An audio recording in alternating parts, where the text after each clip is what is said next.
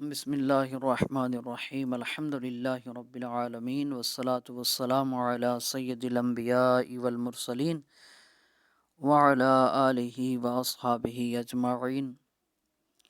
APC project درس نظامی اور درجہ ہے متوسطہ کا آج سے انشاءاللہ تفسیر قرآن کا آغاز کرنے جا رہے ہیں، اور اس سلسلہ میں پہلا پارہ سورہ فاتحہ اور فاتحہ اور تلاوت سے پہلے تعوذ کی تفسیر ہم سب سے پہلے سیکھیں گے، اور اس میں چونکہ کچھ طویل ویڈیو بن جاتی تو اس کے کچھ حصے بنائے گئے ہیں، تو آج اس کا تعوذ کی تفسیر کا پہلا حصہ ہے۔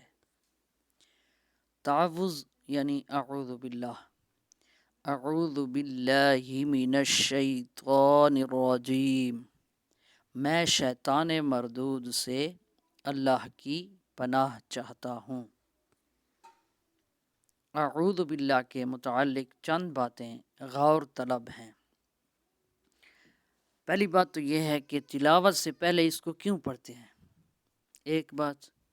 دوسری یہ کہ اس کی تفسیر کیا ہے۔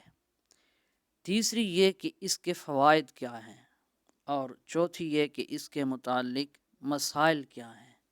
تو ہم ترتیب سے ان چاروں باتوں کو جانتے ہیں۔ سب سے پہلے یہ ہے کہ تلاوت سے پہلے اس کو تعوذ کو کیوں پڑھتے ہیں، تو تلاوت سے پہلے پڑھنے کی وجہ اللہ کا حکم ہے۔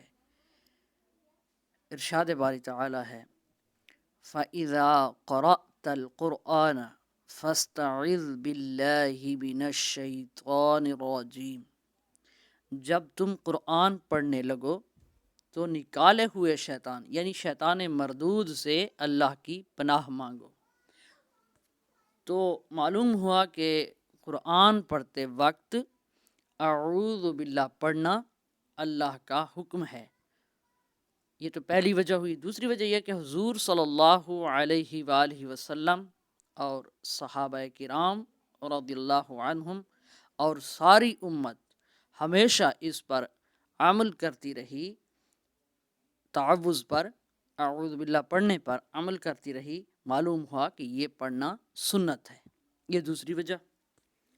تیسری وجہ یہ کہ جس طرح نماز سے پہلے وضو ضروری ہے، کیونکہ وہ جسمانی پلیدی کو دور کرتا ہے اور انسان کو نماز کے قابل بناتا ہے، اسی طرح تلاوت سے پہلے اعوذ پڑھنا، تعوذ پڑھنا چاہیے، کیونکہ یہ اندرونی پلیدی کو دور کرتا ہے اور زبان کو قرآن پاک کی تلاوت کے قابل بناتا ہے۔ چوتھی وجہ، جو بندہ اللہ تعالیٰ کی بارگاہ میں حاضر ہو وہ بغیر اعوذ پڑھے کچھ عرض نہ کرے، گویا تعوذ پڑھنا اللہ تعالیٰ سے تلاوت کی اجازت لینا ہے۔